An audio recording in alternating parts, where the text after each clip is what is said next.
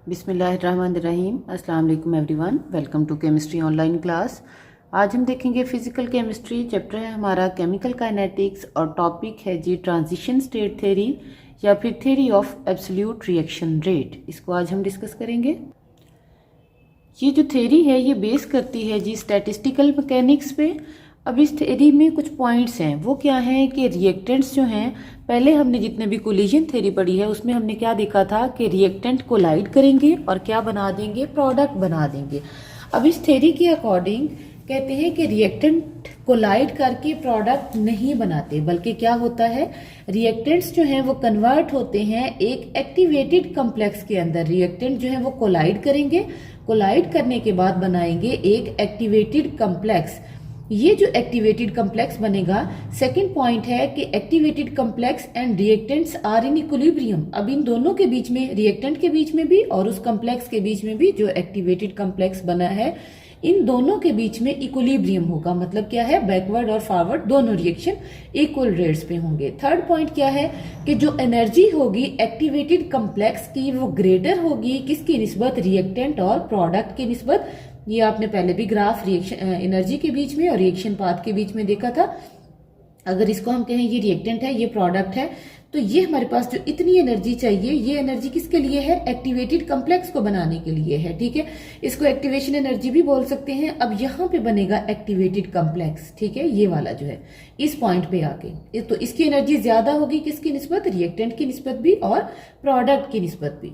Next fourth point है कि rate of reaction depends upon decomposition of decomposition of activated complex. Activated complex की decomposition पे depend करेगा। यहाँ पे कॉम्प्लेक्स आएगा कि हमारे पास जो रेट ऑफ रिएक्शन है वो डिपेंड करेगा कि कॉम्प्लेक्स की डीकम्पोजिशन पे।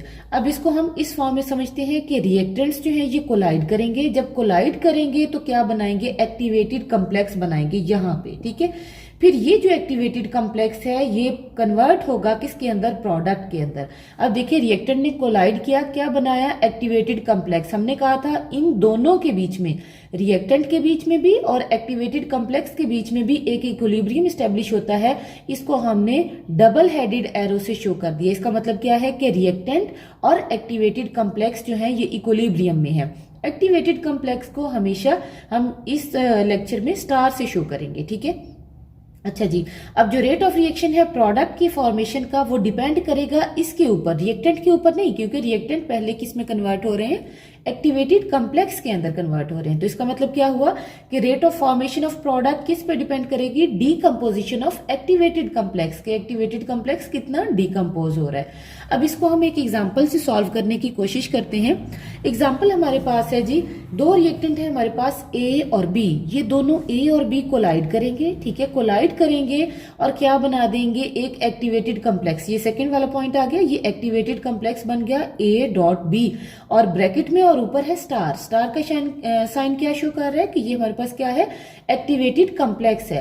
अब ये एक्टिवेटेड कॉम्प्लेक्स जो है ये कन्वर्ट हो रहा है या डीकम्पोज हो रहा है किसके अंदर, प्रोडक्ट के अंदर। अब प्रोडक्ट का जो रेट ऑफ रिएक्शन है वो है के।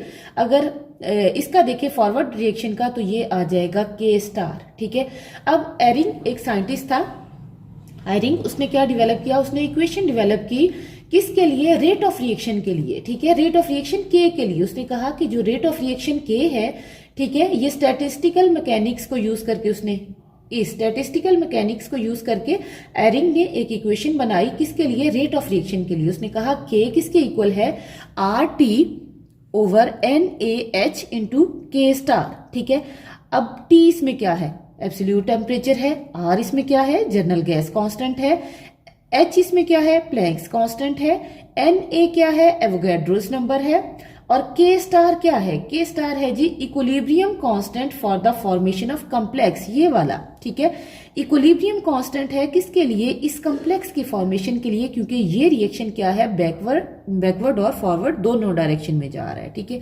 अच्छा जी। अब उसके बाद हम देखेंगे कि हमारे पास ये के डैश जो है इसकी वैल्यू को हम कैसे फाइंड आउट करेंगे, क्योंकि के डैश क्या है, रेट ऑफ रिएक्शन है किसके अकॉर्डिंग, इस कॉम्प्लेक्स के अकॉर्डिंग, ठीक है। ये इतना रेट ऑफ रिएक्शन है। अगर आपको याद हो, आप लोग पहले लॉ ऑफ मैस सेक्शन पढ़ चुके हो कि लॉ ऑफ मैस सेक्शन के अकॉर्डिंग जो रेट ऑफ रिएक्शन होता है वो किसके इक्वल होता है, concentration of product divided by concentration of reactant, ठीक है। तो आपके पास के स्टार किसके इक्वल आ जाएगा, concentration of product divided by concentration of reactant. अब प्रोडक्ट क्या है इसके अंदर, ये प्रोडक्ट है और ये रिएक्टेंट है, क्योंकि अगर हम इतने रिएक्शन को ही कंसीडर करें, इसको कंसीडर करें, क्योंकि के स्टार इसी के लिए है ना, तो ये एक्टिवेटेड कॉम्प्लेक्स है हमारे पास प्रोडक्ट, और ये क्या है, रिएक्टेंट है। तो के स्टार किसके इक्वल आ जाएगा, कंसंट्रेशन किसकी, एक्टिवेटेड कॉम्प्लेक्स की, जो कि क्या है A डॉट बी स्टार, ठीक है, डिवाइडेड बाय क्या आ जाएगा, कंसंट्रेशन इन दोनों रिएक्टेंट की, A की भी और B की भी, multiply concentration of A multiply concentration of B, ठीक है। ये हमारे पास इक्वेशन 1 की, इसको हमने कहा था इक्वेशन 1। अब हम क्या करेंगे, ये हमारे पास आ गई है कंसंट्रेशन किसकी, रेट ऑफ रिएक्शन किसके अकॉर्डिंग, के स्टार के अकॉर्डिंग। अब हम क्या करेंगे, थर्मोडायनेमिक्स से एनर्जी निकालेंगे, ठीक है। तो ये है फ्रॉम थर्मोडायनेमिक्स, ये इक्वेशन जो है ये आप पढ़ोगे थर्मोडायनेमिक्स वाले चैप्टर में, कि del G star is equal to minus RT log natural K star, ठीक है। अब के स्टार ही हमें चाहिए ना, ये वाला, इसकी वैल्यू चाहिए, ठीक है।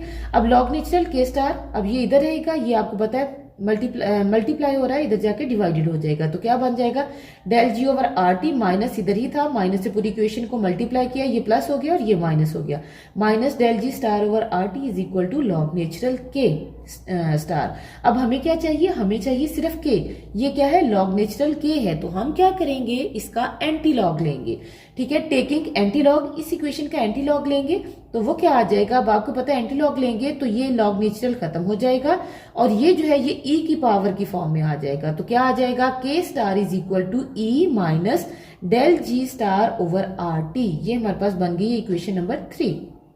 अब हम क्या करेंगे, के स्टार की ये वाली जो वैल्यू है ये पुट करेंगे कहां से, 3 से, किसके अंदर, इक्वेशन 1 के अंदर, जो कि हमारे पास इधर थी, ठीक है। अब इक्वेशन 1 क्या है हमारे पास, अब हम क्या लिख रहे हैं कि पुटिंग द वैल्यू ऑफ के स्टार, ठीक है, फ्रॉम इक्वेशन 3 इंटू इक्वेशन 1। अच्छा जी, अब इसमें डेल जी स्टार क्या है, डेल जी स्टार है जी फ्री एनर्जी ऑफ एक्टिवेशन। ये किस रिएक्शन के लिए है, ये इस रिएक्शन के लिए जिसमें एक्टिवेटेड कॉम्प्लेक्स बन रहा है, ठीक है। अब वैल्यू पुट करेंगे, इक्वेशन 1 हमारे पास क्या थी, K is equal to RT over NaH into K star, ठीक है। अब के स्टार की वैल्यू पुट करेंगे जो कि क्या है, ये वाली है, ठीक। अब K is equal to RT over NaH multiply, K था, के की जगह पे क्या आ जाएगा, E minus del G star, यहाँ डेल जी स्टार आएगा, ठीक है, ओवर RT। ये हमारे पास बन गई है एक और इक्वेशन, इसको हम कहेंगे इक्वेशन नंबर 4, ठीक हो गया। अब इससे नेक्स्ट हम देखेंगे जी, अब नेक्स्ट हम देखेंगे कि यहाँ पे हमारे पास है थर्मोडायनेमिक्स में ही हमने पढ़ा है कि डेल जी स्टार किसके इक्वल होता है, del H not minus T del H star minus T del S star, ठीक है। अब डेल जी स्टार हमने क्या देखा था, फ्री एनर्जी, डेल H क्या है, इंथाल्पी चेंज है, ठीक है, और डेल S क्या है, ये हमारे पास इंट्रोपी चेंज है, S stand for entropy. Entropy क्या होगी जी, अब ये हमारे पास आ गई है इंट्रोपी चेंज, ठीक है। अब हम क्या करेंगे, डेल जी की वैल्यू यहां से पुट करेंगे इक्वेशन नंबर 3 में, ये इक्वेशन नंबर 3 थी ना हमारे पास, सॉरी ये 4 थी, ठीक है। इक्वेशन 4 में पुट करेंगे डेल जी की वैल्यू कहां से, इस इक्वेशन से। अब इक्वेशन 4 क्या थी कि K is equal to RT over NaH, आगे था E माइनस डेल जी की जगह पे क्या आ जाएगा, ये वाली इक्वेशन, माइनस बाहर रहेगा ब्रैकेट से, और ये वाली equation del H minus T del S star over RT आ जाएगा, ठीक है। अब इस इक्वेशन को खोल के लिखेंगे, K is equal to RT over NaH, ये सब में ऐसे ही आएगा, आगे E से होगा स्टार्ट, E माइनस, ये माइनस इस प्लस से मल्टीप्लाई होगा, क्या कर देगा, minus del H over RT, दूसरी दफा E लिखेंगे, ये इसके साथ आएगा, ये माइनस इस माइनस के साथ मल्टीप्लाई होके क्या हो जाएगा, plus E plus TD star over RT आ जाएगा, ठीक है। ये T से T कैंसिल आउट हो जाएगा, K किसके इक्वल आ जाएगा, RT over NaH E minus del H star over RT into E, और यहाँ क्या आ जाएगा, plus del S star over R, ठीक है। अच्छा जी, अब ये प्लस है ये माइनस है, तो प्लस वाला इधर आ जाएगा, K is equal to RT NaH E del S over R, और e minus del H over R T आ जाएगा। ठीक है, del H star over R T आ जाएगा। अब इस पूरी इक्वेशन का, इस वाली इक्वेशन का, इसको कह लें इक्वेशन 5, इसका हम क्या लेंगे, लॉग नेचुरल लेंगे। अब log natural k is equal to R T over N A H ऐसे ही आ जाएगा। अब आपको पता है e की ये पावर है, पावर पहले आएगी, पावर क्या है, del H star over R multiply क्या आ जाएगा, लॉग नेचुरल e। ठीक है, उसके बाद ये वाली पावर आएगी, क्योंकि पावर पहले आती है, minus del H star over R T multiply क्या आ जाएगा, लॉग नेचुरल ई। अब आपको पता है लॉग नेचुरल ई किसके इक्वल है, 1 के। ठीक है, 1 है तो इसका मतलब ये खत्म हो जाएगा, लॉग नेचुरल के किसके इक्वल आ जाएगा, R T over N A H plus del H over R और minus del H over del H star over R T आ जाएगा। ये हमारे पास बन गई फाइनल इक्वेशन, इसको हम कहेंगे इक्वेशन नंबर 6। ठीक है, अच्छा जी, अब हम क्या करेंगे इन इक्वेशन की, अब हम देखेंगे सिग्निफिकेंस। ये तो थी हमारे पास आयरिंग इक्वेशन, ठीक है, रेट कांस्टेंट के लिए, रेट ऑफ रिएक्शन के लिए, ये हमने फाइंड आउट कर ली। अब हम देखेंगे सिग्निफिकेंस इस इक्वेशन की फॉर ट्रांजिशन स्टेट थ्योरी। जी, नेक्स्ट हम देखेंगे significance of equation of transition state theory. तो हमारे पास इक्वेशन में था, इक्वेशन जो हमने 4 वाली बनाई थी कि k is equal to R T N A H E minus del G star over R T. अब इस इक्वेशन के अकॉर्डिंग देखें तो हमारे पास 2 फैक्टर हैं, एक है ये वाला फैक्टर और दूसरा है ये वाला फैक्टर। ठीक है, अगर हम इस फैक्टर को देखें R T over N A H, तो ये फैक्टर टेम्परेचर कांस्टेंट रखें तो ये फैक्टर कांस्टेंट रहता है, इसका मतलब इसका कोई इफेक्ट नहीं होगा। दूसरा फैक्टर क्या है, ई माइनस डेल जी ओवर आर टी। अब डेल जी स्टार आपको पता है क्या है, फ्री एनर्जी चेंज है। ठीक है, तो इसका मतलब क्या हुआ कि फ्री एनर्जी चेंज जो है वो अगर एनर्जी ऑफ एक्टिवेशन अगर ज्यादा होगी तो रिएक्शन क्या होगा, के क्या होगा, स्लो होगा। अब ये और ये डायरेक्ट में आ गए हैं, ये अगर ज्यादा होगा तो ये रिएक्शन क्या आ जाएगा, ये पावर की फॉर्म है, ये रिएक्शन क्या करेगा, स्लो कर देगा। ये तो थी जी इसकी सिग्निफिकेंस। नेक्स्ट हम देखेंगे इसका कंपैरिजन विद आर्हीनियस इक्वेशन। अब हमारे पास है आर्हीनियस इक्वेशन के according k is equal to A e minus E A over R T, जबकि हमारे पास k जो है ट्रांजिशन स्टेट थ्योरी के अकॉर्डिंग क्या है, R T over N A H E del S over R और e minus del H over R. ठीक है, इनके साथ स्टार का साइन है दोनों के साथ।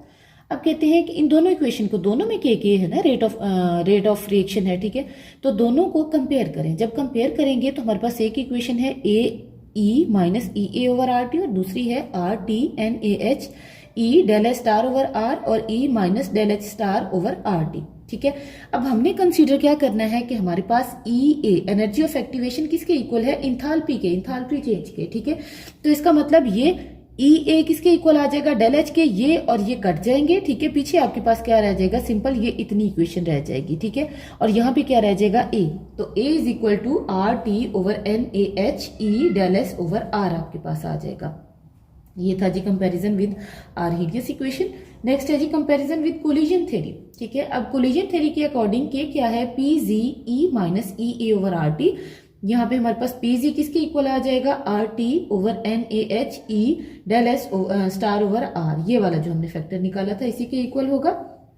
ठीक है, अब यहाँ पे P क्या है, प्रोबेबिलिटी फैक्टर है जो कि पीछे हमने इंट्रोड्यूस करवाया था, और ये रिलेट करेगा किसके साथ, डेल एस स्टार के साथ, मतलब इंथाल्पी ऑफ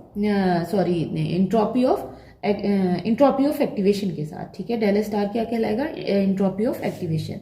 नेक्स्ट हम देखेंगे एडवांटेज, कि हमारे पास एडवांटेज क्या है ट्रांजिशन स्टेट थ्योरी का और कोलिजन थ्योरी का। आपको पता है रिएक्शन रेट के लिए 2 थ्योरीज थी, एक थी ट्रांजिशन स्टेट थ्योरी और दूसरी थी कोलिजन थ्योरी।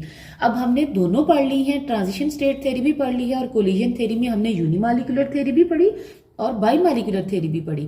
अब हमने देखना है कि कोलिजन थ्योरी और ट्रांजिशन स्टेट थ्योरी में बेटर कौन सी है। तो हमारे पास हम ये कहते हैं कि ट्रांजिशन स्टेट थ्योरी बेटर है किसकी निस्बत, कोलिजन थ्योरी की निस्बत। उसकी वजह क्या है, कोलिजन थ्योरी में हम इंट्रोड्यूस करवाते हैं फैक्टर पी। ठीक है, प्रोबेबिलिटी फैक्टर, लेकिन ये आर्बिट्रेरली इंट्रोड्यूस करवाया जाता है, ठीक है।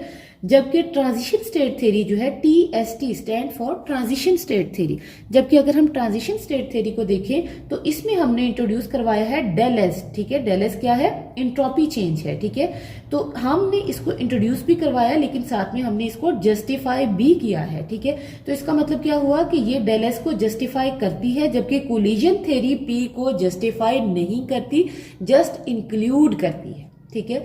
सेकंड जो एडवांटेज है ट्रांजिशन स्टेट थ्योरी का कोलिजन थ्योरी के ऊपर, वो क्या है कि ट्रांजिशन स्टेट थ्योरी कहती है एक्टिवेटेड कम्प्लेक्स बनेगा, और ये बेटर है पॉइंट है कि रिएक्टेंट मिले और एक्टिवेटेड कम्प्लेक्स बने, बजाय इसके कि रिएक्टेंट डायरेक्टली प्रोडक्ट के अंदर कन्वर्ट हो जाए।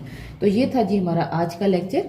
अगर आपको अच्छा लगा हो इसे लाइक जरूर कीजिएगा। अपना ख्याल रखिएगा। अल्लाह हाफिज।